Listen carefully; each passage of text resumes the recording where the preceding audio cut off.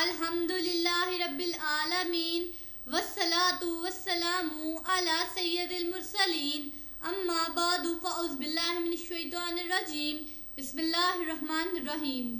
ہمارے کسی بھی ویڈیو میں کوئی بھی ایک لفظ بھی آپ ایسا نہ پائیں گے جو اللہ تعالیٰ کے حکم اور اس کے نبی اکرم صلی اللہ علیہ وآلہ وسلم کی تعلیمات سے ہٹ کر ہو۔ آپ سے گزارش ہے ہماری ویڈیوز کو آگے شیئر کریں، ہو سکتا ہے یہ عمل آپ کی اور ہماری نجات کا سبب بنے، اور انہیں آخر تک دھیان سے سنیں، یقیناً آپ کی زندگی بدل جائے گی۔ بسم اللہ الرحمن الرحیم۔ سایہ یعنی چغل خوری۔ حضرت سیدنا موسیٰ بن زبیر رحمۃ اللہ علیہ فرماتے ہیں، ہم سایہ کے مقابلے میں سایہ قبول کرنے کو زیادہ برا سمجھتے ہیں، کیونکہ سایہ یعنی چولی کھانا اطلاع دینا ہے اور قبول کرنا درست مان لینا ہے، اور جو شخص کسی چیز پر رہنمائی کرتے ہوئے اس کی خبر دے وہ اس شخص کی طرح نہیں ہے جو اسے قبول کرتے ہوئے درست مان لے۔ لہذا چولی کھانے والے سے بچو۔ اگر وہ اپنی بات میں سچا ہے تو سچ بولنے کے سبب ہی تو وہ کمینہ ہوا ہے، کیونکہ اس نے دوسرے کی عزت کی حفاظت نہیں کی اور عیب نہیں چھپایا۔ سایہ چغلی ہی ہے، مگر یہ کہ جس طرف سے خوف ہو اسے سایہ کا نام دیا جاتا ہے۔ مکی مدنی مصطفیٰ احمد مجتبیٰ صلی اللہ علیہ وآلہ وسلم کا فرمان ہے السائی بالناس الی الناس لغیر رشدۃ۔ لوگوں سے لوگوں کی چغلی کھانے والا صحیح النسب ہے، صحیح النسب نہیں ہے، یعنی وہ حلال کی اولاد نہیں ہے۔ اموی خلیفہ سلیمان بن عبد الملک کے پاس ایک شخص آیا اور کلام کی اجازت مانگی اور کہنے لگا، اے امیر المومنین، میں آپ سے کچھ کلام کروں گا، اگرچہ آپ کو برا لگے لیکن آپ صبر و تحمل سے کام لیجئے گا۔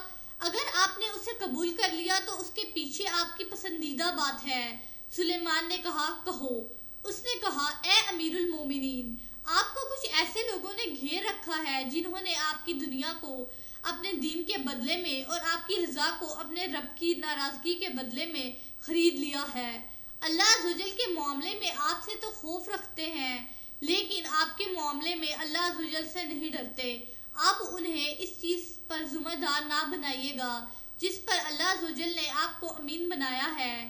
جس چیز کی اللہ عز و جل نے آپ سے حفاظت چاہی ہے وہ ان کی حفاظت میں نہ دیجیے گا، کیونکہ یہ لوگ ایسے کام کرنے میں ہرگز کوتاہی نہیں کریں گے جن سے امت میں ڈھنسنا ہو، امانتیں ضائع ہوں اور عزتیں پامال ہوں اور ان کی بے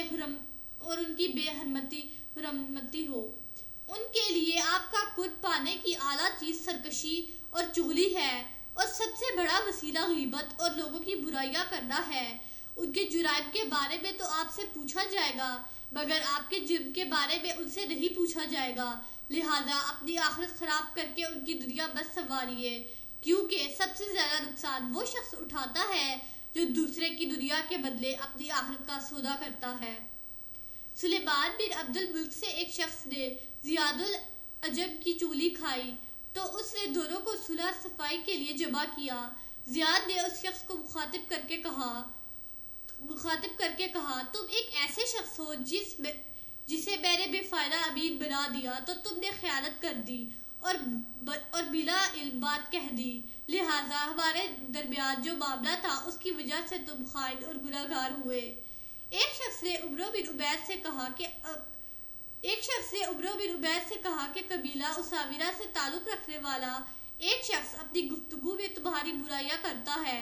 عمرو بن عبید نے کہا، تم نے اس کے ساتھ بیٹھنے کی رعایت نہیں کی کہ اس کی بات ہم تک پہنچا دی، اور میرا حق بھی ادا نہ کیا کہ میرے بھائی کی طرف سے مجھ تک وہ بات پہنچا دی جسے میں ناپسند کرتا ہوں، لیکن خیر تم اسے بتا دینا کہ موت ہم دونوں کو آئے گی، قبر نے ہم دونوں کو دبانا ہے اور قیامت میں ہم دونوں اکٹھے ہوں گے، اور اللہ عز و جل ہمارے مابین فیصلہ فرما دے گا اور وہ سب سے بہترین فیصلہ فرمانے والا ہے۔ ایک چغل خور نے وزیر اسماعیل بن عباد کو ایک رکا بھیجا جس میں اس نے یتیم کے مال کی اطلاع دی تھی اور یتیم کے مال کے کثیر ہونے کے سبب اسے اس کے لینے پر اکسایا تھا۔ وزیر نے رکا کی پشت پر اس کے جواب میں لکھا، چغل خوری بری چیز ہے، اگر چاہے وہ بات درست ہی کیوں نہ ہو۔ اگر تو نے یہ رکا خیر خواہی کے ارادے سے بھیجا ہے تو اس میں تیرا خسارہ نفع سے زیادہ ہے، اور اس بات سے اللہ عز و جل کی پناہ کے ہم چھپی ہوئی چیز کی پردہ دری کو قبول کریں۔ اگر تو بڑھاپے کی پناہ میں نہ ہوتا تو تیرے فعل کا جو تقاضا ہے اس کے سبب ہم ضرور ایسا کام کرتے جس سے تجھ کو عبرت ہوتی۔ اے ملعون، عیب لگانے سے بچ، بے شک اللہ عز و جل عالم الغیب ہے۔ اللہ عز و جل میت پر رحم فرمائے، یتیم کے حال کو درست کرے، اس کے مال میں اضافہ فرمائے اور چغل خور پر لعنت کرے۔ بسم اللہ الرحمن الرحیم۔ صلی اللہ علی حبیبہ سیدنا محمد وآلہ وصحبہ وسلم۔ اس درود پاک کے بے شمار فوائد ہیں۔ اس درود پاک کو کثرت سے پڑھنے والے کو دین و دنیا میں کسی چیز کی کمی نہیں رہتی، سکون قلب کی دولت سے مالا مال ہو جاتا ہے، دشمن دوست بن جاتا ہے۔ اگر کوئی چاہے دل کی کدورت، کینہ، دل کا میل، بغض، حسد اور اخلاق رذیلہ دور ہو جائے تو اس درود پاک کو کثرت سے پڑھیے۔ This درود has numerous benefits. There is no lack of anything in the religion and a word for reciters. Peace become rich with the wealth of the heart, and enemy becomes a friend. If anyone wants the darkness of heart, malice, anger, jealousy, dirt of heart, and ethical behavior get away, so recite this درود frequently. اگر آپ کو ہماری یہ آج کی video پسند آئی ہے تو اس کو لائک کریں اور ہمارے چینل کو سبسکرائب کریں تاکہ ہماری ہر آنے والی ویڈیو آپ تک پہنچتی رہے۔ اللہ تعالی ہمارا اور آپ کا حامی و ناصر ہو۔ شکریہ۔